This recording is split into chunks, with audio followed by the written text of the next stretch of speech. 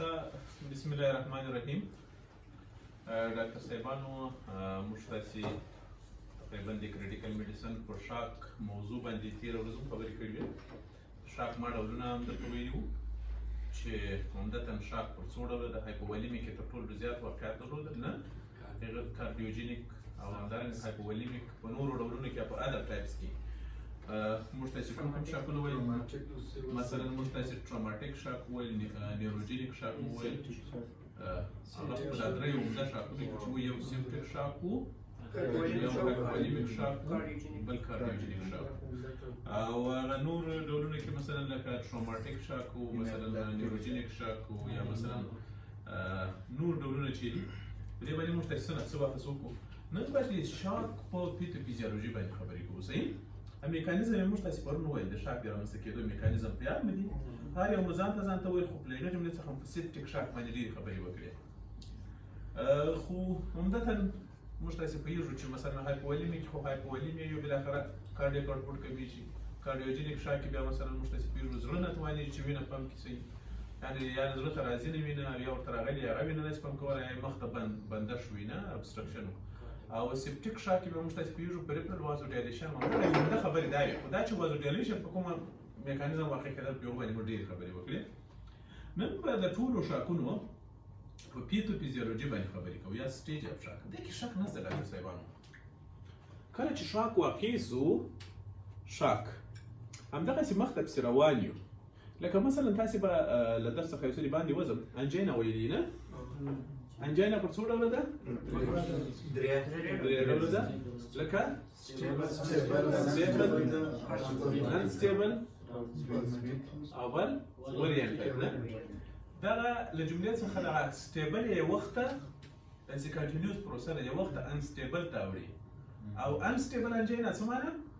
چې مثلا په استراحاتو کې ډېر ډول به ریورسیبل وي. نور هغه بالاخره مطلق قادر ده چې شته حمایت. صحیح؟ نو دغسې پرلپسې پروسه ده، بس تکرارېږي. خو دغه هر سټیج یې موږ ته ځان ته وایو، نه په یوه کې. شاک هم همدغسې ده ډاکټر صاحبانو. شاک چې رامنځته کېږي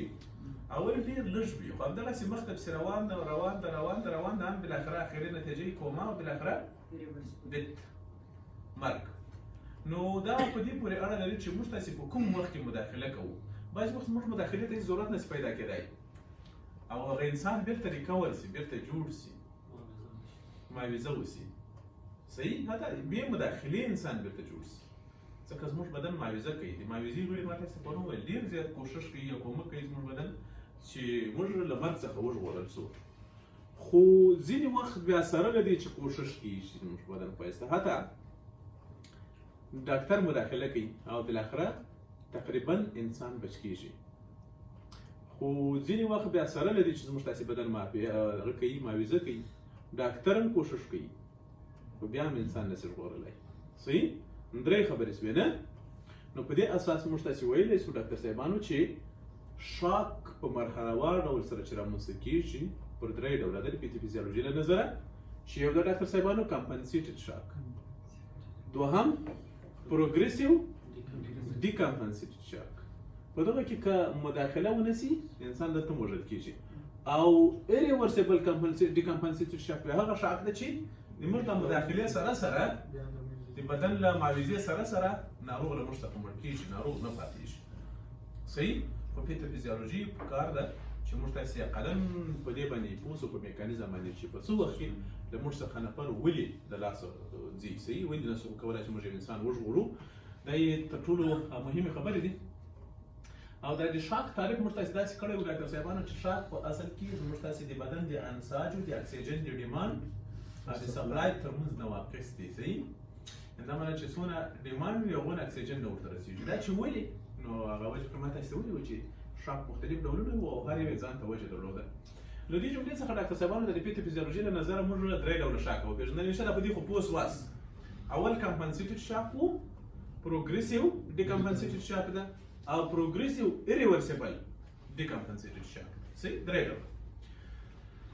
اول کمپنسیټډ شاک ډاکټر صاحبانو چې دا عموما دې ته موږ تاسې نن پروګریسیو شاک یا انیشل شاک یا ریورسیبل شاک هم ویلی سو. صحیح؟ دا د پیتوجینیسیس له نظره ډاکټر صاحبانو په دغه کې څه کې ډاکټر صاحبانو کنسټرکشن په پراخه اندازه ډاکټر صاحبانو ما تاسو ته مخکې وویل که موږ مداخله وکړو که ونه کړو زموږ بدن کوشش کوي چې موږ تاسې له مرګ څخه بچ معاوضه کوي نو په کمپنسیټډ شاک یا په انیشل شاک یا نن پروګریسیو شاک یا مثلا دا ریورسیبل شاک کې په دغه وخت کې زموږ بدن چې معاوضه کوي سره کوي ډاکټر صاحبانو ټول بدن کې وازو کنسټرکشن کوي رګونه دا په انشاء الله ریویزان ته ځان ته وایي چې څنګه بل داسې ده چې فلویډ کنزرویشن بای کډني پښتورګي کوشش کوي چې مایعات فلټر نه کړي له بدن څخه خارج نه کړي او بل سټیمولیشن اف اډرینل میډولا په دې کې اډرینالین او نورادرینالین ازادېږي او بالاخره هارت ریټ اضافه کېږي نو تاسو خپل فکر وکړئ چې کله ټول بدن رګونه تقلص وکړي مایع په وینه کې وساتل سي فلټر نشي او زړه خپل ضربان ډیر کې بیرته فشار لوړ شي که او انسان به بس صحیح په دغه وخت کې ډاکټر صاحبانو ناروغ سره کوي ټیکیکارډیا لري او لاسونه پښې یخ ولیکن ژغورل کېږي دا کس حتی موږ به مداخلې ژغورل کېږي بل چې د ډاکټر صاحبانو پروګریسیو ډیکمپنسیټډ شاک دغه وخت کې بیا د ډاکټر مداخله ډیره ضرور ده که مداخله ونه کړي دلته نو نفر د څومره کېږي سره له دې چې زموږ بدن کمپنسیشن کوي ولې انسان په خطر کې وي ځکه چې ډاکټر صاحبانو په دغه وخت کې په دا پروګریسیو ډیکمپنسیټډ شاک کې پلمونري هایپوپرفیوژن او په انساجو کې اسکیمیا رامنځته کېږي ښه نو پلمونري هایپوپرفیوژن او اسکیمیا ولې دلته معاوضه نه کېږي خبره دا وي ډاکټر صاحبانو چې په دغه وخت کې تاسو خپل فکر وکړئ چې کله مثلا پریفرل واسکولیشن صحیح په یوه کې تخریب واقع شي په یوه کې انجری واقع شي نو هغه بیا نرف سټیمولیشن ته جواب وایي سیارڅونه کوشش وکړي چې موږ تاسې انټرنزیک میکانیزم هغه ته تقلص ورکړي هغه نه تقلص نه کوي وازو کنسټرکشن نه واقع کېږي میکانیزم یعنې ځواب نه ورته وایي او بله خبره دا چې مثلا هلته انډوتیلیل انجري وي نو موږ سیارڅونه کوشش وکړو دا پرمیبلیټي چې بیرته یو وارې خلاص شوې ده پرمیبلیټي زیاده شوې ده د هغه رګونه زیاته شوې ده هغه موږ خپل حالت ته نسو راوستی ریورسبل کېږي نو خو بیا هم که چېرته موږ تاسې سمه مداخله په خپل ځای وکړو دا ناروغ بچېږي دا په دغه وخت کې ډیکمپنسیټډ شاک واقع کېږي چې څوک ځینې انډرلاینینګ ناروغانې ولري ګوري ډاکټر صاحبانو مثلا یو کس ته سی او پی ډي ده او شاک ته ولاړ سر د خلاص یو کس یو وارې ایم آی تېر کړی ده او بالاخره شاک ته ولاړ یو کس ډیابیټس ملیټس لاست سټیج ده او شاک ته ولاړ هغه کسانو کې ګوري اکثره وخت شاک یې په کوم رقم وي بیا پروګریسیو ډیکمپنسیټډ شاک وي په یوه کې ګوري په دغو کې عموما کارډیک آوټپوټ وار تر بلې پسې کمیږي منټل کنفیوژن پسې زیاتېږي تر څو سړی ولاړ شي کوما ته یورینري آوټپوټ پکې کمیږي او ټیکیپنیا په دې کې وي دا ټیکیپنیا هم ګوري دلته ګوري دلته هایپوپرفیوژن پلمونري هایپوپرفیوژن کله چې پلمونري هایپوپرفیوژن چې واقع شي نو موږ تاسې پوهېږو زموږ تاسې په بدن کې ځینې خصوصا په کاروټیډ ارټریانو کې یو رقم اخوځي دوه رقم اخوځي ده یو کیمو ریسپټرز دي بیرو ریسپټر د فشار لپاره اساس دي او کیمو ریسپټر د اکسیجن او کاربن ډای اکساید سره صحیح هلته کاربن ډای اکساید په وینه کې زیاتېږي کیمو ریسپټر دغه کېږي او بالاخره ټیکیپنیا نو سړی څه شي کوي یعنې ریسپیریټري سیسټم تطبیقېږي په کیمو ریسپټر سره نه نو سړی څه شي څه رقم څه اخلي دغه د شاک لپاره ډېر خطرناک حالت ده څوک ویلی شي چې ولې اسیډوزس الکالوزس استاد دلته د یو خو کاربن ډای اکساید په صحیح ډول سره نه خارجېږي او بل د اکسیجن چې دی دلته چې دا ګورې اکسیجن ښه ده ځکه هایپرفیوژن د وینې کم رسي هغه ته باید ډېر ژر تنفس واخلي چې تر څو ډېره زیاته وینه هغه کې پرفیوز کړي هغې ته اکسیجنیشن وکړي کېږي خو دغسې خو دا غلط دی دا د شاک لپاره د شاک د ناروغ لپاره خطرناکه دی دا ولې څوک ویلی شي اکسیجن مقدار که استاد زیات شي هغه خپله ورکړي نه باید زیات شي اکسیجن باید ته ورکړې د شاک هر مریض هر قسم شاک چې وي ته باید اکسیجن 100% اکسیجن ورکړې بل څوک ویلی شي پکې دا یو اسیډوز الکالوزس فیزیولوژي ته ولاړ شي یو قدم مخته circulation in lungs ولې ډاکټر صاحبانو موږ تاسې کله اندازه بلډ نشي کولی چې په دغه اکسیجن سږو ته ولاړ شي افرین بلډ نشي ورتلای سږو ته سږي عموما ډاکټر صاحبانو یو انسپایریشن ده اکسپایریشن په وخت کې رش د بلډ زیاتېږي نه ځکه هلته د هغه ټینشن کم شي په سږو کې نو وینه ژر ورځي له زړه څخه او بالاخره په انسپایریشن کې بیا کوشش کوي زړه ته راځي په دغه وخت کې تقریبا ژر راځي. نو کله چې سړی ژر رس اخلي انسپایریشن او ایکسپایریشن او انسپایریشن پس کې اته ډېر کوچنی ګیپي نو وینه په اسانه سره د هایپوپرفیوژن نور پسې زیات دغه کېږي سره ته نور مینه کم ځي خصوصا پلمونري هایپوپرفیوژن نور پسې ایگزاسربیټ کېږي ځکه په سینه کې د دغه زیات سو شهر زیات سو ده سر مخلاص ما موضوع څه وایم درته سږو ته ګوري دا خبره بیا تکرار دا ډېره مهمه خبره ده سږو ته له زړه څخه چې وینه ځي عموما په ایکسپایریشن په وخت کې کله چې موږ ساه واخلو داسې ساه وباسو نو په سږو کې فشار کم شي نو له زړه څخه ډېره ژر وینه ورځي او کله چې ساه واخلو داسې نو په سږو کې فشار زیات شي بیا وینه په اسانه نه ورځي په دغه وخت کې فزیولوژي له نظره موږ تاسو پیژنو نو عموما د هایپوپرفیوژن په وخت کې ډاکټر صاحبانو کیمو ریسپټورونه دا ګوري ډېر مهم میکانیزم ده کیمو ریسپټور تنبیه سي هغه شي کوي هغه ریسپیریټري سنټر تنبیه کوي نو په نتیجه کې موږ مشترک په نارمل حالت کې اتل سپاره تقریبا ساعه اخلو په دقیقه کې په دې وخت کې کله سپنځه د سرویش باندې واخلي نو خو معلومه خبر ده هایپوپرفیوژن نور به خاصیت او دا ساوي ژر راخصه کې کوشش کوي چې ژر اکسیجن واخیستل شي ودا یو معاوضه ده ودا معاوضه موږ په تاوان کې چې باندې وخت بدل وخت صحیح ده نو په دې خاطر باندې د موږ چې وایي ډاکټر صاحبانو پروګریسیو ډیکمپنسیټیو شاک صحیح او بل شي د ډاکټر صاحبانو پروګریسیو ډیکمپنسیټیډ ایریورسیبل شاک د ډاکټر صاحبانو یا ایریورسیبل ډیکمپنسیټیډ شاک د ډاکټر صاحبانو په دې کې به شي ډاکټر صاحبانو پروګریسیو وازو ډایلیشن وي یعنی دا معنا چې دا وازو ډایلیشن تقریبا لکه پرمننت باندې سي بیا نه نیوروجینیک نه هارمونونه کولای شي چې بیرته وازو کنسټرکشن رامنځته کړي دا یو واسکولر پرمیبیلیټي دایمي سوه هغه بیرته ریورسیبل نه وي خپل حالت ته نه راتلای مایوکارډیل ډیپریسنټ فکتورونه ازادیږي او هغه بل اخره دغه ریلیکس کوي مایوکارډیم بیرته تقلص صحیح نشي کولای صحیح بل شي کې ډاکټر صاحبانو پلمونري هایپوپرفیوژن د باندې ماته سبا وسوکو انوکسیک ډیمیج د ځینې انساجو دی غړو او بل اخره د وینې هایپرکوبلیبیلیټي ګوره یو په بل پسې خطرناک دي دغه حالتونه او دغه ټول کولای شي چې شیره مسکی مال دا کولای شي چې د انساجو دایمي تخریب رامنځته کړي دا ټول پیښې په دغه وخت کې ډاکټر صاحبانو په برین کې هایپوکسیک انسفالوپاټي لیدل کېږي په زړه کې فوکل مایوکارډیل نیکروسس یا انفارکشن لیدل کېږي په سږو کې اکیوټ ریسپیریټري ډیسټرس سینډروم یا اډلټ ریسپیریټري ډیسټرس سینډروم رامنځته کېږي په پښتورګو کې چې رامنځته کېږي اکیوټ ټیوبولر نیکروسس یا ای ډي ان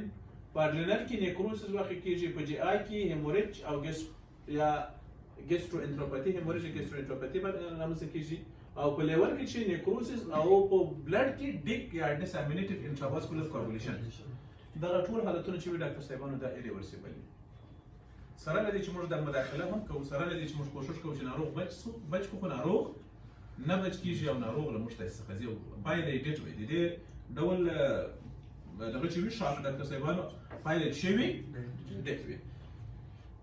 بیرته راځم لومړی کمپنسیټډ یا نن پروګریسیو یا انیشیل یا هم ریورسیبل شاک ته ډاکټر صاحبانو ګوري کله چې ډاکټر صاحبانو یو انسان شاک ته ولاړ سي نو تر ټولو لومړی چې متاثره کیږي هغه کوم غړي دي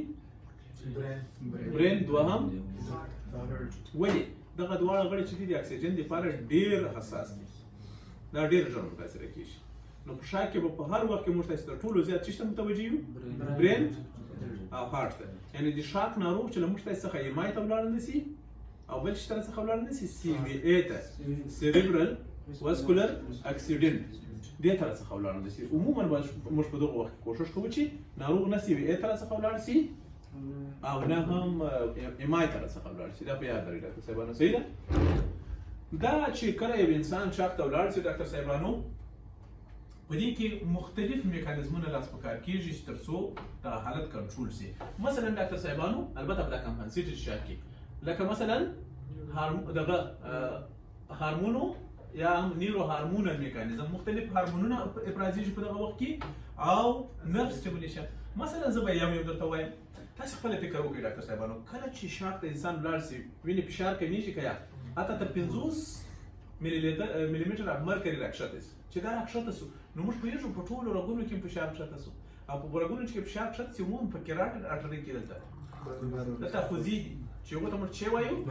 بیرو ریسپټرز او هغه چې تنبیه سول ډاکټر صاحبانو برین ته پیغام وړي او په برین کې مستقیما سمپاتیټیک آوټفلو او په نتیجه کې ګلومیرولر ارټری به سره کم سي کنسټرکټ بسي یعنی په انټرنسیک ډول سره په جی بار کم سي او کنزرویشن د فلوید بسي دا معنی چې مخکې چې ادرار جوړېدل نه به جوړېږي مایات سټاپس ول نور بدن څخه نه ځنیږي یو بل څه کار کوي ډاکټر صاحبانو بل مستقیما په برین کې ای ډي ایچ ازادېږي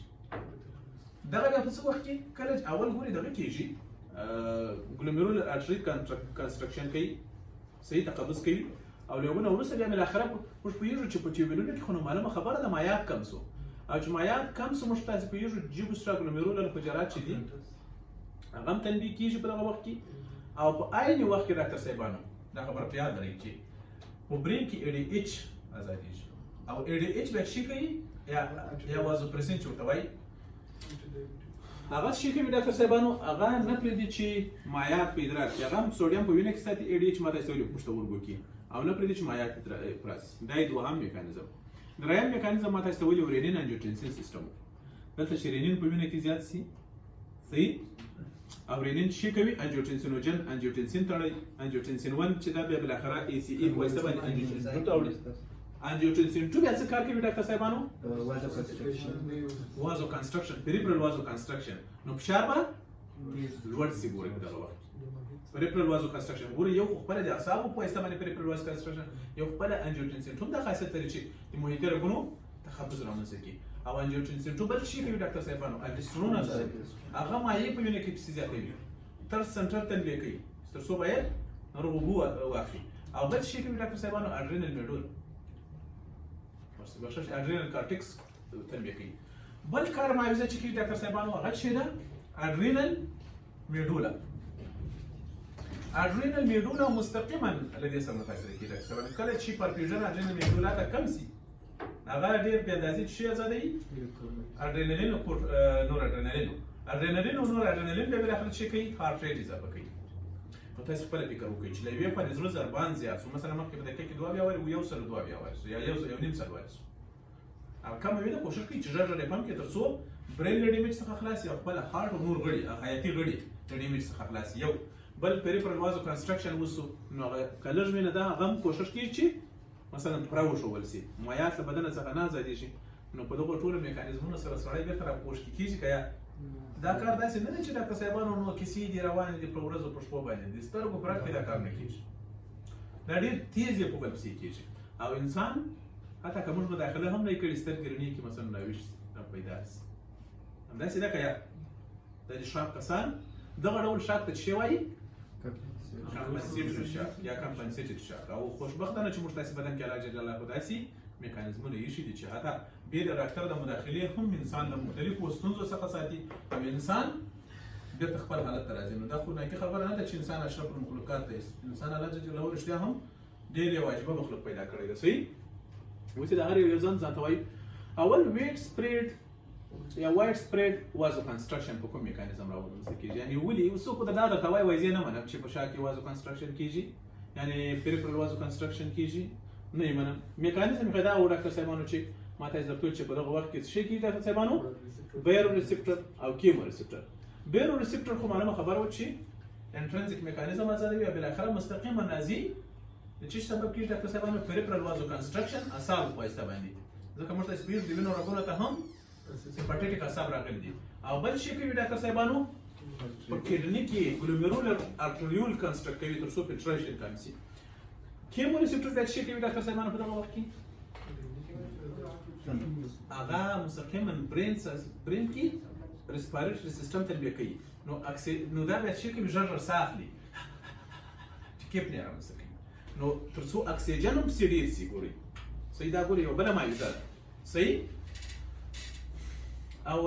کاتیکولامین یا اډرینالین او نور اډرینالین رینین انجیوټنسین یا انجیوټنسین 2 چې څه کار کوي او په کوم میکانیزم سره کوي ما تاسو ته په دې باندې خبرې وکړې ډاکټر صاحبانو صحیح کله چې دغه ټول میکانیزمونه په کار وولېږي موږ تاسې پوهېږو پریفرال وازو کنسټرکشن رامنځته سي نو معلومه خبره ده چې کله رګونه سره راتنګ سي په وینه باندې فشار راځي او بالاخره لا بي پي به سره کم سي بېرته های بي پي به سي یعنې د وینې فشار به بېرته پورته سي صحیح د وینې فشار به بېرته لوړ سي او بالاخره به بیرته برین ته نارمل سرکولیشن قایم شي، زړه ته به نارمل سرکولیشن قایم شي او انسان به له غټو مشکلاتو څخه وژغورل شي. خو په صورت عموم کې ډاکټر صاحبانو په دغه وخت کې که چېرته موږ ته ناروغ راسي نو ناروغ به کومه منظره لري؟ یو خو داسې وي چې د پریفرل وازو کنسټرکشن له وجې چې د ده معدې رګونه چې دي تقبض وکړي نو دی به سره کم شي، د آسونو پښې به یې ساړه وي یخ په دغه میکانیزم. بله خبره دا ده چې دا کټیکول امین چې کله دلته ریلیس ول یعنې اډرینالین او اډرینالین په اډرینل میډولا کې هغه د زړه ضربان تیزوي نو دا کسان به شی لري ټیکیکارډیا به لري. پلس به د دوی زړه کمزوري وي خو ډېر به تیز وي. پلس ولې تیز ده؟ ځکه چې ټیکیکارډیا لري دا کسان. صحیح. بل به چې وي ډاکټر صاحبانو پریشر به اول کښته وي خو چې کله کمپنسیشن وشي بېرته به فشار نارمل حالت ته راځي. فشار به بېرته نارمل حالت ته راځي. خو که چېرته ډاکټر صاحبانو سیپټیک شاک و ډاکټر صاحبانو دا په خاص توګه سره په هایپوولیمیک شاک کې موږ چې خبرې کولې نه په سیپټیک شاک کې ډاکټر صاحبانو په اول کې ګورې شوي وازو ډایلیشن په تعقیب سره په سیپټیک شاک کې وازو کنسټرکشن واقع کېږي. خو دغه کسان بیا اکثره وخت د تبې پر ځای باندې د بخشش د اطلاع د کښتني او پورتني اطراف د یخوالي پر ځای باندې دی ګرموالی لري. ټمپریچر د دې تر نورو یو څه های وي. صحیح. دوهم میکانیزم چې د ډاکټر صاحبانو هغه څه ده فلویډ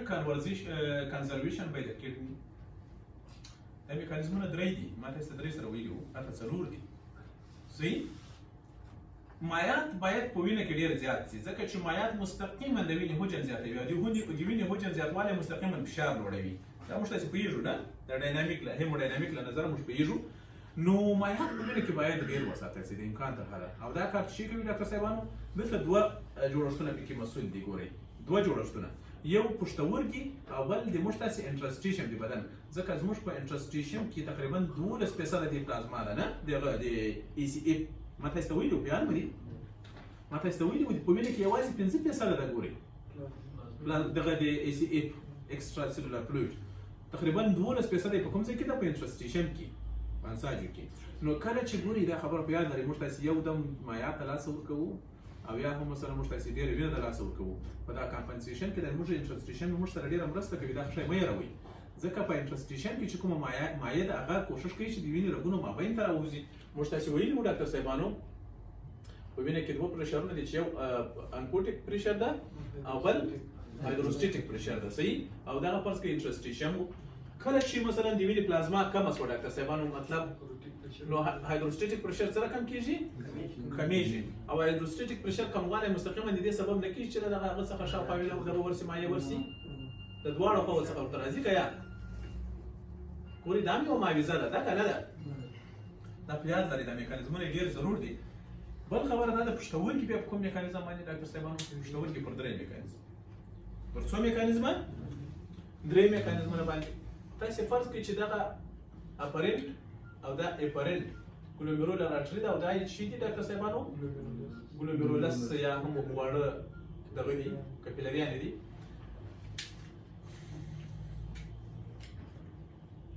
دا یې فرض کړئ بومن کپسول ده او دا پراکسیمل کنولوټر ټیبیول ده او دا لوپ هیلني ده او بالاخره دا ډیسټل کنولوټر ټیبیول ده او بالاخره کلیکټینګ ډاکټ ده. صحیح. کلیکټینګ ډاکټ ده فرض کړئ. ښه. دلته ډاکټر صاحبانو په درې میکانیزمونو سره کوښښ کوي پښتورګي پر درې میکانیزمونو سره کوښښ کوي چې د وینې پلازما نارمل حد وساتي حتی زیاته یې کړي. یو میکانیزم خو داسې دی چې انټرنزیک میکانیزم ده. انټرنزیک میکانیزم چې بیرو ریسپټر کله تلبیس ول مستقیما هغه څه کوي پریفرل وازو کنسټرکشن چې له هغې جملې څخه مستقیما دغه اپرنټ ارټریول چې دي ډاکټر صاحبانو اپرنټ دا به څه کوي؟ تقبض به وکړي.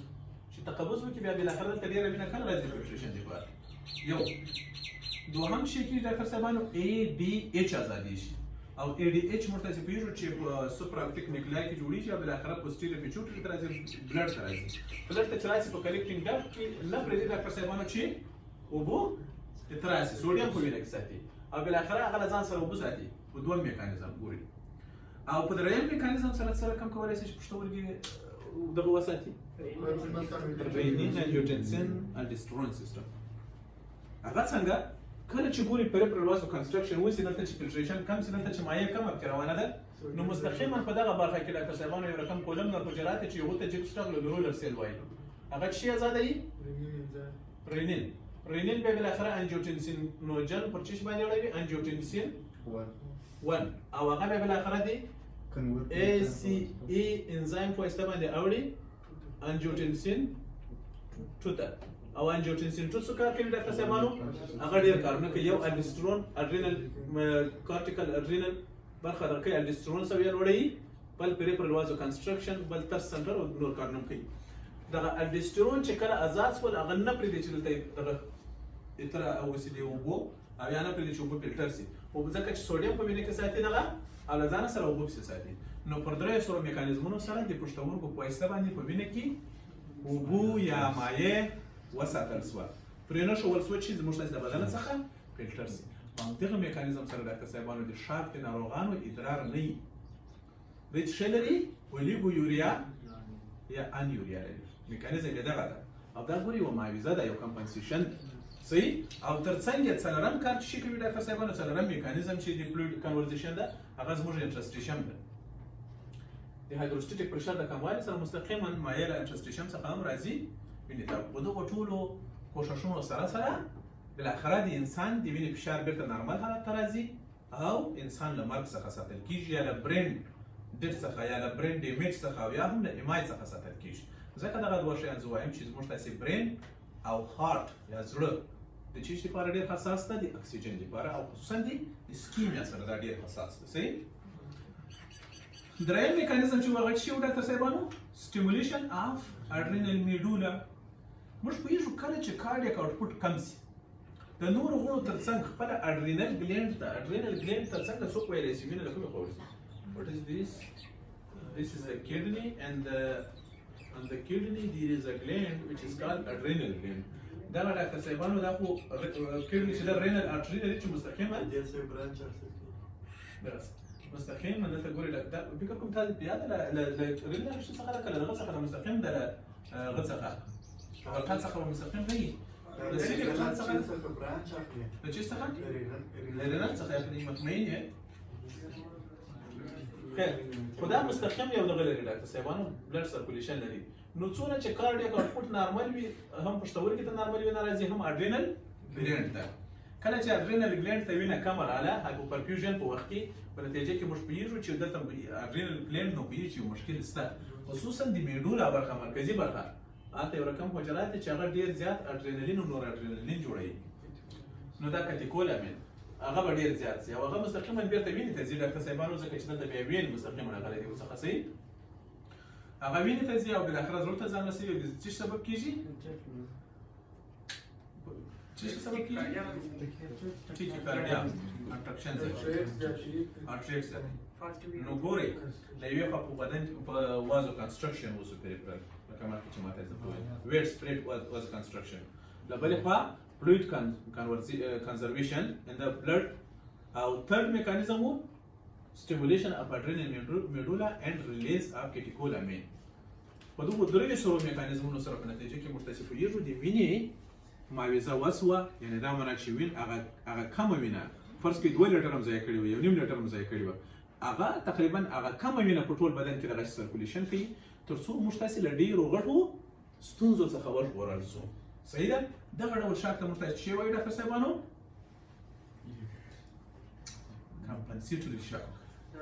کمپنسیټوري شاک او دغه شاک چې د مالت الحته که موږ مداخله هم ونه کړو نو موږ ژغورل کېږو په پای کې به د خیر درته ووایم چې موږ باید په شاک ناروغانو کې څه ورسره وکړو صحیح کلینیک کې موږ تاسې باید د شاک ناروغ سره څه وکړو بله خبره دا ده ډاکټر صاحبانو پروګریسیو ډیکمپنسیټډ شاک ما تاسې وویل چې دغه هغه شاک ده چې د ډاکټر مداخلې ته تقریبا ډېر ضرورت پیدا کېږي ځکه چې تناز موږ تاسې بدن نسي کولی چې انسان وژغورل سي په دې خاطر دلته دغه شاک وجه هره وجه چې ده د هغې تر څنګ ناروغ نور انډرلایننګ ناروغیانې لري صحیح یا اګزسټینګ ناروغیانې نورې لري له ځانه سره لکه په خاص توګه سره ډاکټر صاحبانو دا کارډیوواسکولر او یا هم د سږو ځینې ناروغیانې ما یې مثلا مثال درکړو لکه مثلا سی او پی ډي ناروغان صحیح یا دغه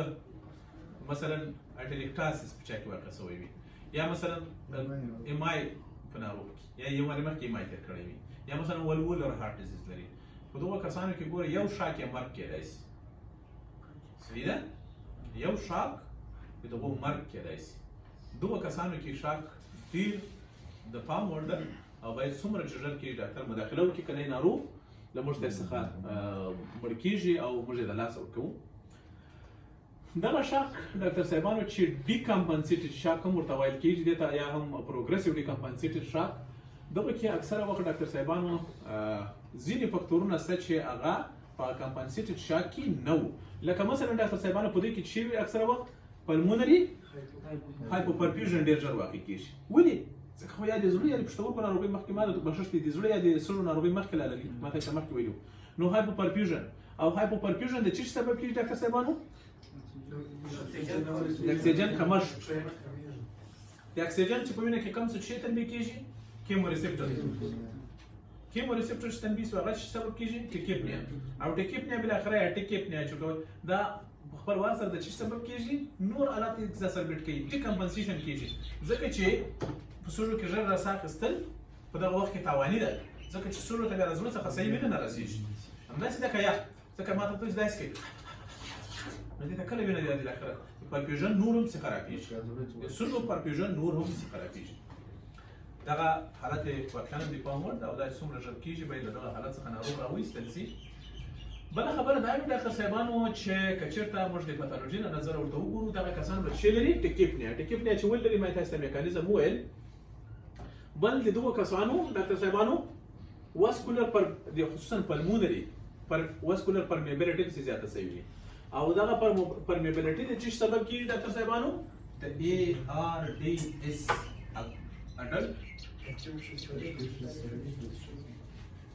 اډلټ اکیوټ ریسپیریټري ډسټریس سنډروم سبب کېږي. داسې راځي یو کوچنی ډیاګرام درته رسم کړو ډاکټر صاحبانو. داسې فرض کړئ چې دا شی ده الویلای ده او تر الویلای چاپېره بیا موږ پوهېږو چې شی ده کپیلري ده. دې کپیلري ته څه شی وایي؟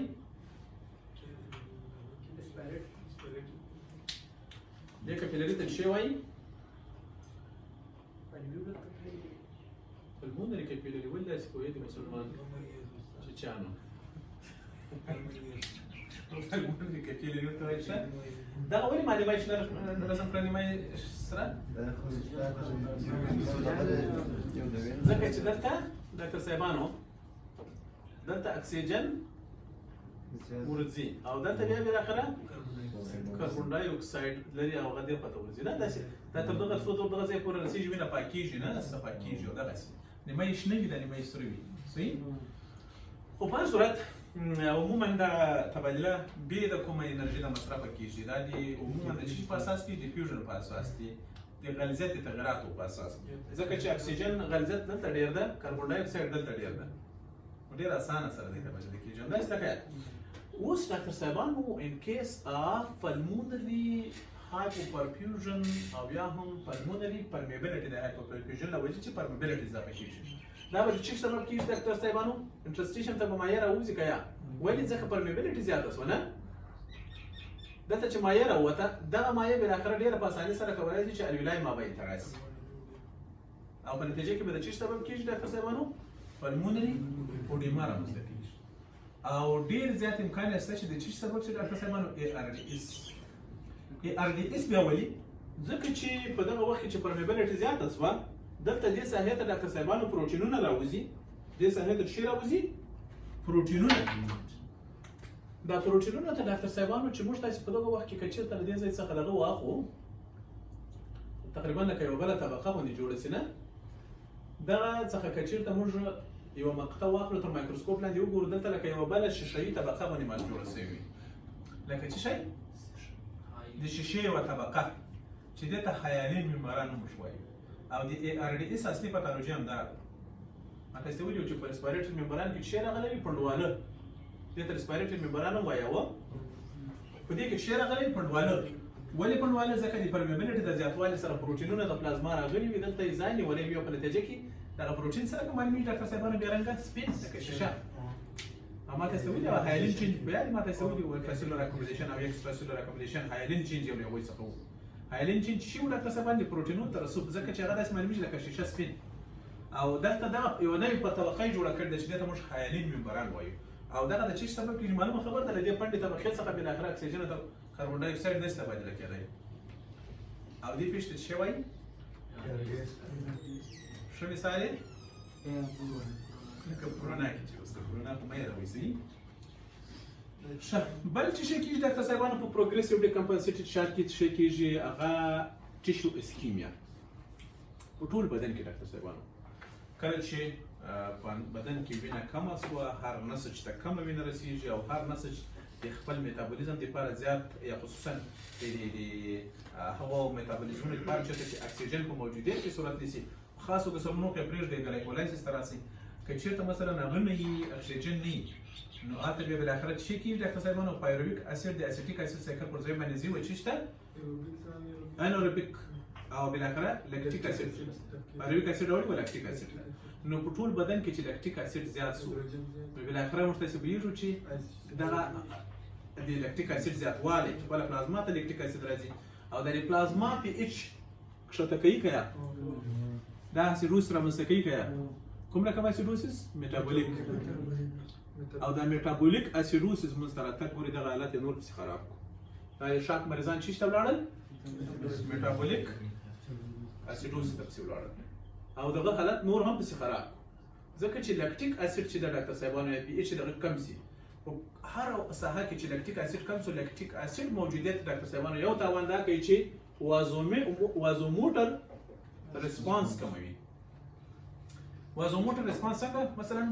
اصل کوشش کوي چې وازو کنستراکشن رامنځته کړي خو نه کېږي یا مثلا انجیوټنسین 2 جوړ شوی د ښه پریمانه خو نشي کولی چې وازو کنستراکشن رامنځته کړي ولې پی ایچ کښته دی حالت خراب دی که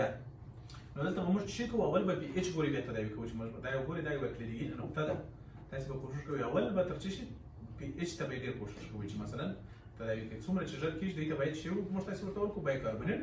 تر څو پی ایچ سم کو ځکه چې که پی ایچ موږ لوړ کړو خپل د موږ تاسو دغه انټرنل میکانیزمونه هم انسان ممکن له شاکه راوباسي په دغه وخت کې صحیح ښه دا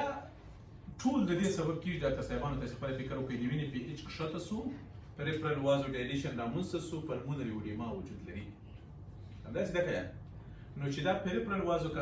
وازو ډایلیشن له یوې خوا ده پرمیبلیټي له بلې خوا ده زموږ تاسې بدن کوشش کوي خو دا خوشبختانه په دغه وخت کې څه وي ریورسیبل وي هغه تنبیه چې ایسته کړو بېرته خپل حالت ته راتلی سي په ټول بدن کې به د دوی وینه ډېره سوې وي ډاکټر صاحبانو په دغه وخت کې یعنې په انساجو کې دننه بیا په دغه وخت کې د دې پر ځای باندې ډاکټر صاحبانو چې وینه دغه ته ولاړه سي له انټرسټیشن کې لکه مخکې ما تاسو وکړل ولاړه سي رګونو ته بلکې د رګونو څخه بالاخره ځي بېرته شاوخوا انټرسټیشن ته وځي ولې ځکه د پرمیبلیټي په زیاتوالي سره پروټینونه هم د باندې وتل مخکې چې خو به بېرته ورته راتلل کمپنسیټډ شاک وخت کې پروټینونه خو نورمال حالت په خپل ځای کې وو نه پرمیبلیټي انټاکټ وه دلته چې پرمیبلیټي زیاته شوه نو هغه پروټینونه د دې سبب کېږي چې د باندې وځي انساجو ته یا هم انټرسټیشن ته د ځانه سره مایع پسې باسي او حالت تر بدو پسې بدتره کوي او انسان نشي کولی چې د چا په اصطلاح په اسانه توګه سره نارمل حالت ته راسي د کلینیک له نظره که وایي موږ تاسې وګورو په دغه وخت کې به ناروغ ډېر کنفیوز ژوند ته تللی وي صحیح او د پښتورګو حالت به یې وار تر بلې پسې خرابېږي او موږ تاسې که په دغه وخت کې مداخله ونه کړو ناروغ ډای کېږي بې له شکه ناروغ ډای کېږي نو دغه ټولو څخه مو څه زده کړل تاسې دوې خبرې صحیح دا پروګریسیو ډیکمپنسیټیو شاک څخه مو څه زده کړو دوې خبرې د سږو ناروغ او د زړه ناروغ په شاک کې مو پرېږدو څومره چې ژر کېږي مداخله کوي صحیح ځکه چې هغه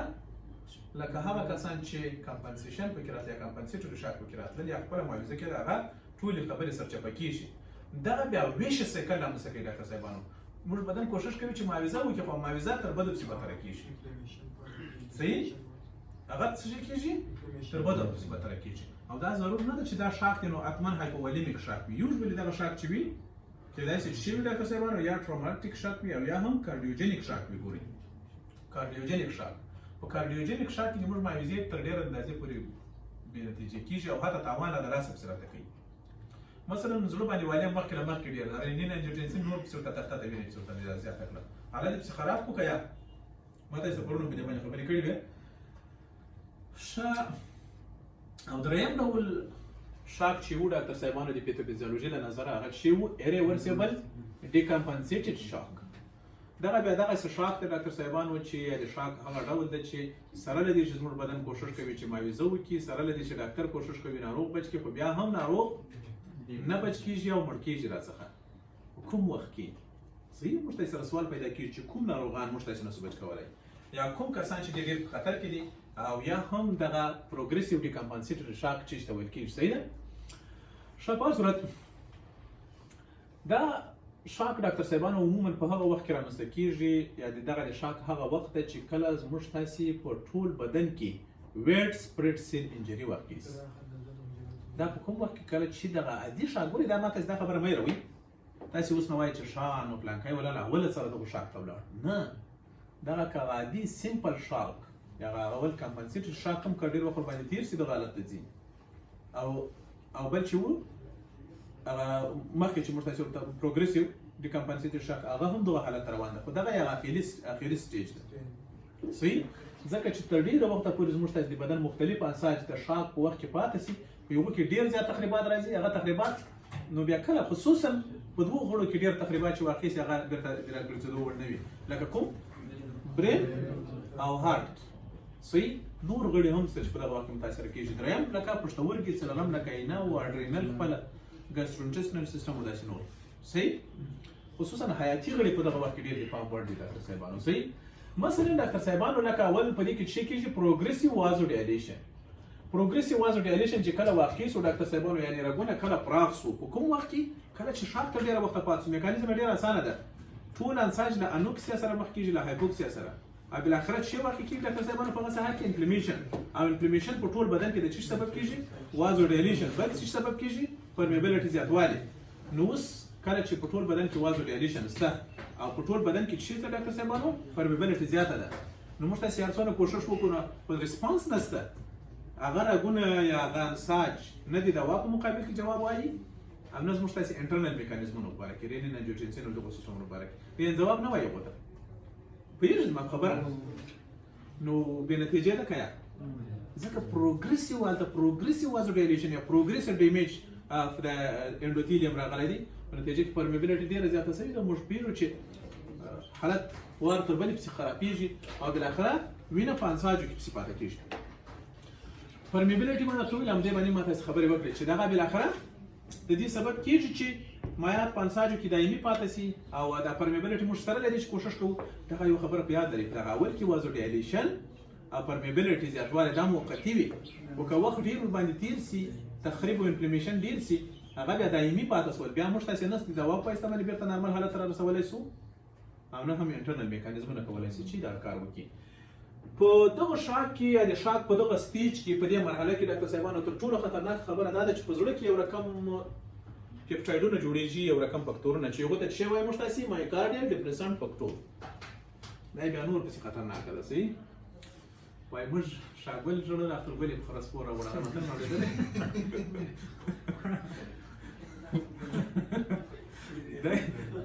دی بیا تر یوه پسې نور خطرناک بس نو متل و ښه تاسې ما فکر کوم متل مو وخانده، تاسې په پردو وخانده. دلته حالت تر مخکې هم خراب و، دغه کار دغه یو لا پاته و دا هم پسې وسو. یو رقم پیپټایډونه زموږ په بدن کې ریلیز شول چې دغه پیپټایډونه بیا د څه سبب کېږي؟ زړه چې هر څونه کوشش کوي چې تقلصات قوي قوي وکړي، هغه کوي کار نشي کولی، لکه اوس اس چې په خټه کې پسې ومشي. صحیح؟ زړه کوشش کوي چې شی وکړي، تقلصات وکړي، خو تقلصات نشي کولی ځکه چې دغه ډپریسنټ فکټورونه پکې ریلیز شول، نو چې زړه کمزوری شي، آوټپوټ به نور هم پسې کمزوری شي، نو آهسته آهسته انسان روان ده دماغ په طرف باندې روان دی، که نه ده ډاکټر صاحبانو؟ ښه، په دغه وخت کې ډاکټر صاحبانو پلمونري هایپوپرفیوژن نور هم پسې خرابېږي. صحیح؟ څو میکانیزمونو سره؟ یو میکانیزم خو دا ده چې پلمونري اوډیما ده دلته. صحیح؟ بله خبره دا پلمونري اوډیما خپله د دې سبب کېږي چې په سږو کې فشار لوړ شي، نه؟ بله خبره د دې ده ډاکټر صاحبانو چې دغه ټیکیپنیا لکس نو پرشر هغه هم پسې لوړ شو. په دواړو میکانیزمونو سره زړه کارډیک آوټپوټ دغه ته کم ده، سږو ته، او حالت تر نورو هم پسې خرابېږي، ورته بلې پسې خرابېږي، او په نتیجه کې به چېرې رامنځته کړي ډاکټر صاحبانو؟ د ار ډي اس به نور هم خطرناک شي په دغه وخت کې ځکه چې نور پروټینونه هم دلته پسې راځي ځای پر ځای کېږي. بل ډاکټر صاحبانو انوکسیک ډیمیج ټو د هارت کډني برین دا په یاد لرئ چې ډاکټر صاحبانو دغه بیا څه معنا کوي چې په دغو غړو کې هغه نه وي ډاکټر صاحبانو اکسیجن نه وي، هلته هایپوکسیا وي او بالاخره هلته انیروبیک ګلایکولایسیس او لاکټیک اسیدوسیس او بالاخره یو ډیمیج واقع کېږي ډیمیج او دا ډیمیج که نور پسې زیات شي بالاخره هغه ایریورسیبل وي. خاص سره په دغو غړو کې ایریورسیبل وي ځکه ازاد راډیکالونه پسې ازادېږي بالاخره ایریورسیبل. په یاد مې ما تاسو ته ویلي وو ډاکټر صاحبانو په دغه ریپرفیوژن انجري حتی بعضې وخت چې دا په دغه وخت کې ریپرفیوژن هم وشي هغه نور مالت پسې خرابوي. شی رامنځته کوي ډاکټر صاحبانو بیا ریپرفیوژن انجري پسې کېږي. که چېرته حالت حتی موږ کوشش وکړو کنټرول یې کړو نو دا موږ هڅه چې ده بې نتیجې ده. په دغه وخت کې زموږ هڅه بې نتیجې ده. ښه په دغو ټولو حالتونو کې ډاکټر صاحبانو که چېرته زموږ تاسیسي نیسته که هارډ ده که پښتورګي دي که هر برخه چې ده اکثره انسان موږ د لاسه ورکوو هغه مړه کېږي او بالاخره ناروغ د مرګ خواته یو قدم نور هم پسې مخته کېږي. یو بل مشکل هم پسې واقع کېږي ډاکټر صاحبانو هغه چې د هایپر کواګولیبلټي اف د بلډ د وینې وسکسټي پسې زیاته شي. یو دا چې پریفرل په ټول بدن کې ویټ سپریډ انډوتیلیل انجري واقع شي نو انډوتیلیل انجري به بالاخره د څه سبب کېږي ډاکټر صاحبانو هغه څه کوي انټرنل ګورې دغه چې دا انټرنزیک وبښئ انټرنزیک پتوی اف کواګولیشن پالیسي په دغه وخت نو کله چې هغه فعاله شو بیا په رګونو کې دننه به وینه پسې لخته شي او دې پېښې ته موږ ته څه وایي ډاکټر صاحبانو disseminated intravascular coagulation. په دې رګونو په مابینونو کې به اکثره وخت موږ تاسې پوهېږو ډاکټر صاحبانو ځکه دلته کلاټ پروموټینګ فکټورونه ازادېږي پسې بالاخره ترومبوپلاستین ازادېږي او بالاخره پلیټلیټ اګریګیټینګ فکټورونه ازادېږي اي ډي پي ازادېږي او دا ټول کوشش کوي چې په رګونو کې دننه وینه لخته شي. نو اکثره رګونو کې به زموږ تاسې مایکروترومبای جوړ شي او بالاخره به په هغو غړو کې مستقیمه نیکروزس پسې واقع شي او بالاخره کار ولاړ. د کلینیک له نظر که په دغه وخت کې موږ تاسې وګورو د ناروغ په کوما کې وي اکثره وخت پر څه کې وي کوما کې او د زړه وظایف یې وار تر بلې پسې بتره کېږي د پښتورګو وظایف یې بتره کېږي او په پښتورګو کې هم اکیوټ ټیبیولر انجري رامنځته کېږي. نو دا حالتونه ټول دې ته لمن وهي چې ناروغ نور له موږ تاسې څخه ځي او زموږ تاسې کوششونه بیا هم ناکامه کېږي ځکه زموږ تاسې مداخله زموږ تاسې غټه تکیه پر څه شي ده په میډیسن ده او میډیسن کار نه کوي. ولې کار نه کوي ما تاسې ته ویلو چې الریډي مثلا پرمیننټ وازوډیلیشن او پرمیننټ د پرمیبیلیټي زیاتوالی رامنځته او حتی د ځینې غړو نیکروس رامنځته شوی نو هغه نو څنګه نارمل حالت راځي راولي. نو بالاخره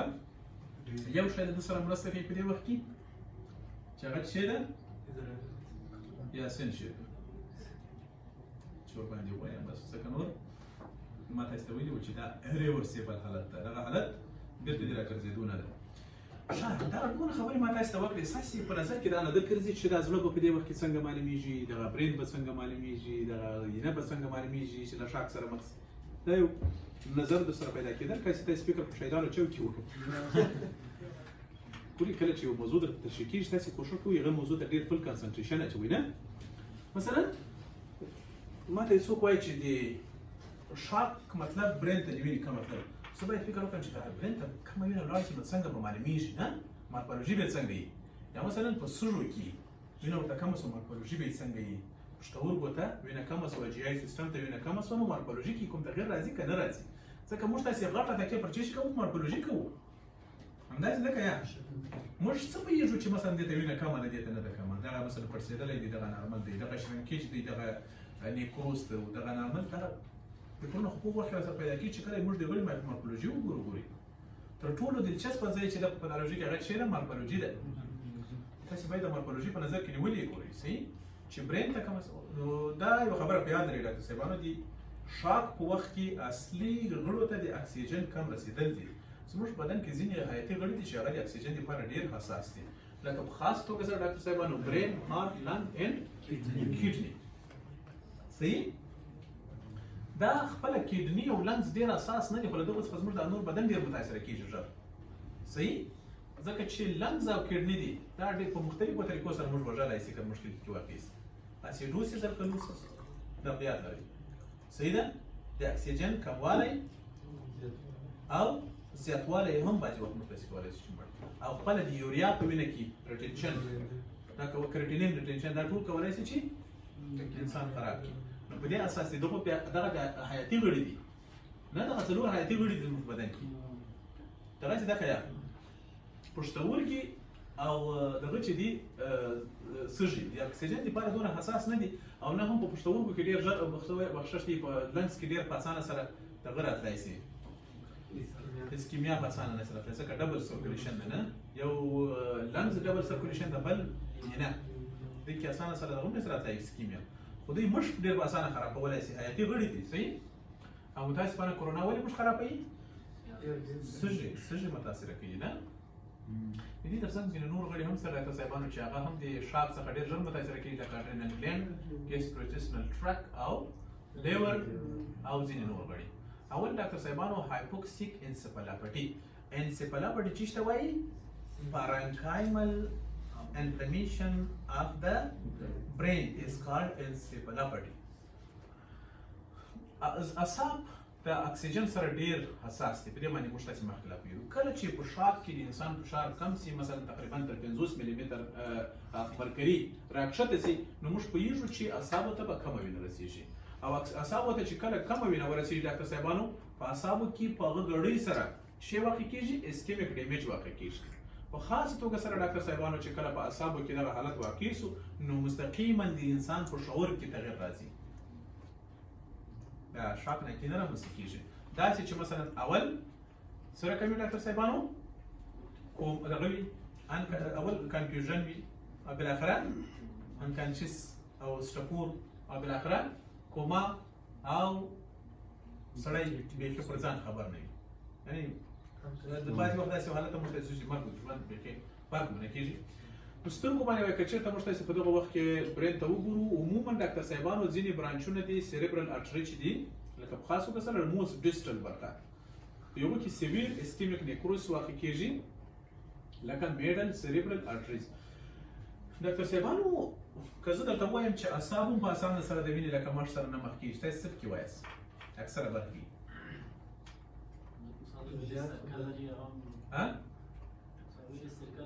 آفرین. بس فرض کړئ دا یو کیراټین ارټري کپریس یا بنسل د بلې خوا څه وینه ورسېږي صحیح ده دلته سرکل اپ ویلای پکښې ده چې هغه داسې په برین کې راداخل شوې ده نه نو عموما تاسې خپله فکر وکړئ هغه برخې به ژر له اسکیمیا سره مخ کېږي چې هغه له سرکل اپ ویلای څخه تقریبا یو څه لرې په لرې برخو کې پراته دي او په برین کې د مایکروسکوپ له نظره که چېرته موږ تاسې ورته وګورو ډاکټر صاحبانو په برین کې تغیرات چې وي اول په سترګو باندې نه لیدل کېږي تقریبا 12 ساعته چې ورباندې تېر شي دا تغیرات تاسې په سترګو باندې لیدلی شي او کوم نیورانونه چې ډېر حساس دي په برین کې خو ډېر نیورانونه دي نه تر ټولو زیات حساس چې نیورانونه دي هغه کوم نیورانونه دي پرکنجي یو د عالم نوم و نه لومړی دغه حجرات نه پېژندلي وو دا څه رقم نیورانونه دي د چا په یاد پاته دي ډاکټر صاحبانو پرکنجي څه رقم نیورانونه دي هو کین ټیل می تاسې درخت لیدلې ده تاسې فرض کړئ دغه ګورئ دغه یې اکسون ده دي او دا یې څه ده سیل باډي ده دا هم فرض کړئ دغه اکسون ده او دا یې سیل باډي ده دا یې اکسون ده صحیح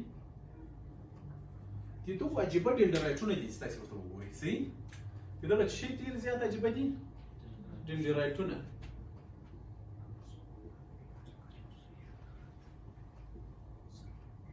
دا عموما داسې ډنډرایټونه لري ډاکټر صاحبانو چې لکه درخت چې ولاړې په یوه ساحه کې نه بیخي عجیبه دي نو په دې خاطر دې ته څه وایي ډاکټر صاحبانو پرکنجي دا لومړی یې وپېژندل دا بیخي دا ډنډرایټونه یې بیخي عجیبه جوړښت لري تاسې به په نېټ کې وګورئ صحیح خو دغه حجرات چې دي دا د اکسیجن دپاره ډېر دغه دي حساس دي د وخت که چېرته یو کم وخت دپاره هم اکسیجن کم سي دا په خاص توګه سره د ټولو پرکنجي فایبر چېرته دي په اعصابو کې سیریبیلم کې ډېر دي سیریبیلم څه معنی شنې دماغ په دغه کې ډېر زیات نو ډېر ژر د انسان توازن خرابېږي ګورې همدغه وجه مې په دغه کې شاک څخه وروسته د جنسي توازن د انسان سره کم کېږي خرابېږي تر ترنس وګوري انسان صحیح او که چې مایکروسکوپ له نظره موږ تاسې ورته وګورو دغه به وي کېدای شي چې په ځینې برخو کې بیخي دغه له منځه تللي او بالاخره چی ته تللي وي ډاکټر صاحبانو دغه ته ولاړ شي په اصطلاح پرمننټ ډیمیج ته کېدای شي تللي وي ځینې وخت هلته اجبر ته راګرځېدو وړ هم نه وي نیکروز یې کېدای شي کړی وي اکثره حجرات وي بل زړه ډاکټر صاحبانو څنګه یې زه یوازې فقط یو کوچنی نظر پیاچوم ستاسې یو نظر هم پکې اخلم صحیح نور خو دا شیان موږ ټول وویل زړه دوهم غړی د ډاکټر صاحبانو چې د اسکیمیا څخه ډېر ژر متاثره کېږي او په زړه کې مارکولوژیک تغیرات په دوو طریقو سره راځي ډاکټر صاحبانو یو هیموریج اینډ نیکروسس ده او بل شی د ډاکټر صاحبانو زونل لیجن نیکروسس عموما پر دوو طبقو کې ډېر زیات راځي یو چې دا سب اپیکارډیل او سب انډوکارډیل تاسې فرض کړئ دا د زړه یوه طبقه ده ښه زه بیا کوچنۍ طبقه درته رسمه کومه دا فرض کړئ مایوکارډیم د ډاکټر صاحبانو صحیح او د باندې خوا ته یې کومه طبقه ده اپیکارډیم او داخل خوا ته یې کومه طبقه ده انډوکارډیم د ننه له خوا هم تقریبا تر یوې اندازې اکسیجن ورته رسول کېږي د باندې له خوا هم تر ټولو چې ژر متاثره شي هغه مایوکارډیم ده ځکه له دواړو خواو څخه لرې ده نه نو عموما د مایوکارډیم هغه برخه چې اپیکارډیم ته نږدې ده دلته کېدای شي چې ځینې حجرات موږ ته د لاسه ورکړو او نیکروز وکړي دا خپله یو ایمای ده که نه ده صحیح ده خو دغه سب میورل ایمای ده ته ویل کېږي صحیح یا سب میورل نیکروسس او یا کېدای شي چې سب انډوکارډیل وي په دغه برخه کې یو ترانس میورل ایمای چې ټول دغه منځه ولاړ شي د عضلات یو داسې وي چې دغه لږ لږ ولاړ دې ته سب میورل وایي صحیح سب میورل دغه تغیرات پکې لږ کېږي بل تغیر په کومه په زړه کې ډاکټر صاحبانو چې موږ تاسې وګورو بل تغیر په دغه کې که چېرته زړه له ډېر وخته دغه سره په شا کې پاتې شي هغه به څه وي ډاکټر صاحبانو هغه به زونل لیژنز زونل لیژن ډاکټر صاحبانو دا خبره که زه درته وکړم تاسو ته چې په زړه ټول لکه یوه حجره داسې کار کوي تاسې منئ ولې ځکه هغه ساعت وي کنډکټر ځکه هغه یو ساعت د بل سره ګډ چلند هم لري دا خبره ده د زړه حجرات ټول یو له بله سره یو خاص ډیسک په واسطه باندې په تماس کې دي چې هغه ته انټرکالاټډ ډیسک وایي انټرکالاټډ ډیسک چې یوه حجره یې کله موږ سنسټایز کړو دا ټول زړه کې دغه پیغام خپرېږي چې دې ته موږ تاسې څه شی وایو فیزیولوژیکل سنسیشن هم ورته ویل کېږي نه چې یوه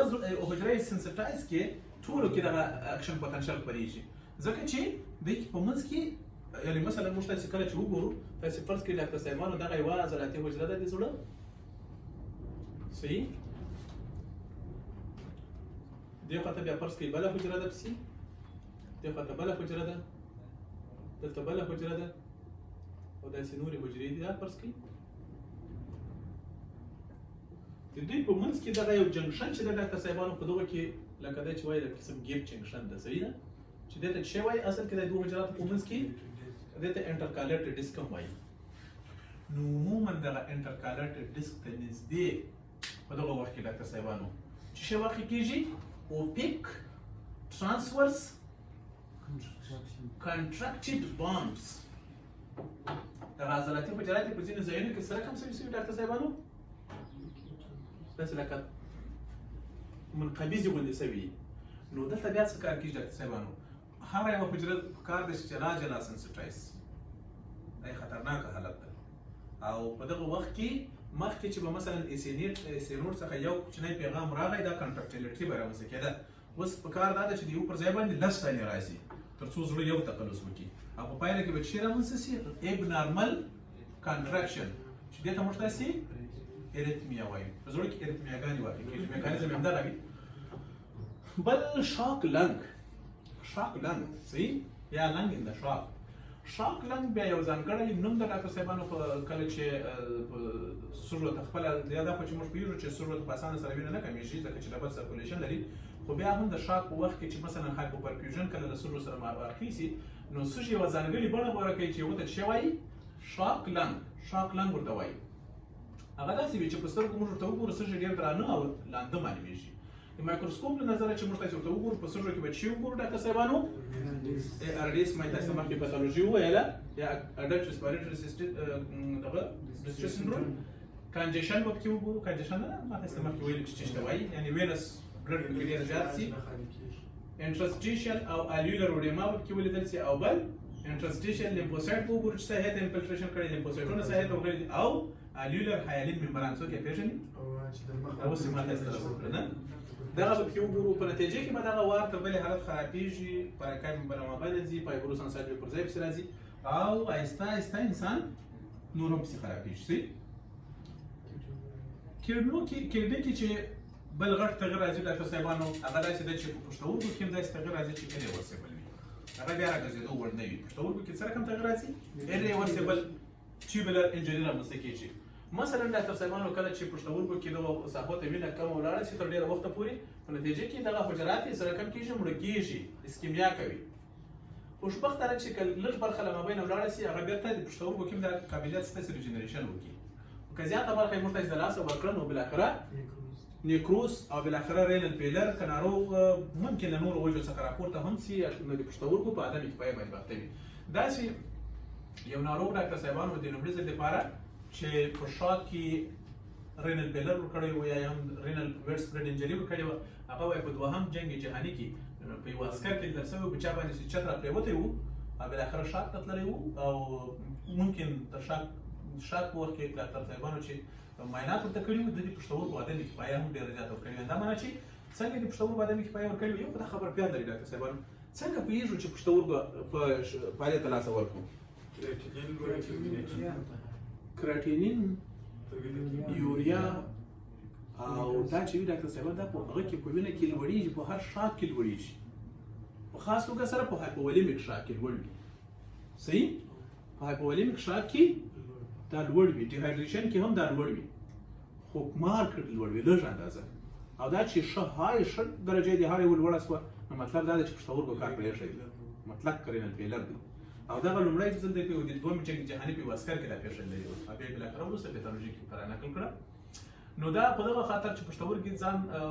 خپله وظیفه د لاسه ورکوي او بیخي جیفار صفر سي او په نتیجه کې به انیوریا بالاخره په سترګو چې موږ ورته وګورو پښتورګي سره که معلومېږي نره معلومېږي پړسېدلي معلومېږي او که چېرته یوه وقته برخه وګورو نو د ارتیکچر بیا خراب شوی وي دا معنا چې هغه نیوپران جوړښت نه دی مثلا موږ پوهېږو کارټیکل نیوکران دي کارټیکو میډولري دي یا میډولري نیوپران درې رقمه دي نه دغه ارتیکچر به نه پکې کېږي ګراسلی که په سترګو ورته وګورو همدغه خبرې دي د مایکروسکوپ له نظره ډاکټر صاحبانو چې شی پکې وي اکیوټ ټیبیولر نیکروس ټیبیولونه عموما نیکروسیو یعنې ای ټي ان پکې واقع شوی وي صحیح او نورې خبرې تاسې خپله ګورئ اډرینل انشاک خپله اډرینل ګلینډ چې په شا کې ډېره ټینګه معاوضه کوله که چېرته دوی ته وینه کمه سي ګورئ نو موږ پوهېږو چې اډرینل ته چې وینه کمه شوه نو دا بیا وروسته معاوضه نه سي کولی څنګه اډرینل ګلینډ چې دي ډاکټر صاحبانو وفرض کړئ چې اډرینل ګلینډ ده وینه ورته کمه شوه نو معلومه خبره ده چې دا هم انساج دي او خصوصا اډرینل ګلینډ عموما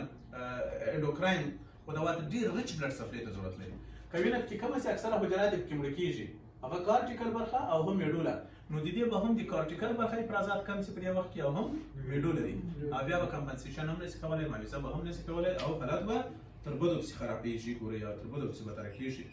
دغه یو اخري سلایډ د ډاکټر صاحبانو بس هغه هیموریجیک ګیسټرو انټروپاتي ده هیموریجیک ګیسټرو انټروپاتي به دې ته وایي ډاکټر صاحبانو چې کله هضمي سیستم ته وینه کمه سي په شاک کې په خاص ډول بعضې خلک شاک ته ولاړ سي تر شاک راوروسته یو دم د وینې استفراق لري یا د غټو بولو سره وینه سي یا سخت نس دردونه ورته پیدا دا خبرې بیا یاد کړئ ولې ځکه چې د عموما شاک په وخت کې معاوضه کېږي یو څو دقیقې فزیالوژي ته بیا ولاړ سي کله چې څوک شاک ته ولاړ سي معاوضه کېږي او کوشش کېږي چې له هغو معدې ضرورت نه شي چې په دې وخت کې اضافرنټ هم سره کېدلی باید کوشش وکړي چې د هغو ټولو څخه وینه راوګرځېږي کومه ځای ته حیاتي غړو ته زیاته سي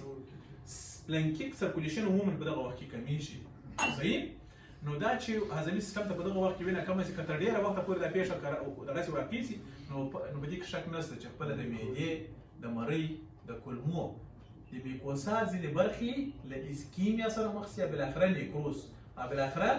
بېرته که سړی روغه هم سي نو په یو برخه کې به پرمننټ زخمونه لیدل کېږي صحیح څه بلدل کېږي زخمونه بلدل کېږي نه یوازې دا چې په شا کې که څوک وسوځېږي ډاکټر صاحب تر سون وروسته هم اکثره وګورئ د کولمو په معده کې ځینې زخمونه لیدل کېږي چې دې ته موږ سټرس السرز وایو صحیح سټرس السر او بل نوم د دې دپاره شی د کورلینګز السر زه ورته وایي سترګو که موږ تاسې ورته وګورو د کولمو یا د هغې برخه ته سوپرفیشل السریشن په کې وګورو ما تاسې مخکې ویل امیکوسایډ قسم ریډش پرپل شکل اختیار کړی وي.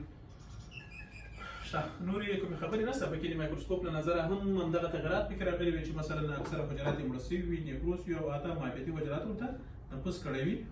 په وینه کې هم همدغه او په نورو غړو کې هم بالکل همدغه تغیرات لیدل کېږي. او بالاخره end of the lecture ده یوه خبره ده ډاکټر صاحبانو چې هغه کلینیکل فیچرز دي اوس نور د شاک موږ تاسې نه وایاست موږ که شاک ختم کړو شاک موږ ختم دا ډېره مهمه دلچسپه موضوع ده او دا لایف تریټینګ ده ګوري یوه لږ زه کله کله پر ځان باندې په ځینې لیکچرونو کې فشار راوړي خصوصا په هغو لیکچرونو کې چې هغه ډېر مهم وي. دا کلینیکل فیچرز خو تاسې لپاره ډېر ځکه دلچسپه دي ځکه چې تاسې هره لحظه ورسره مخ کېدای شئ. صحیح ده؟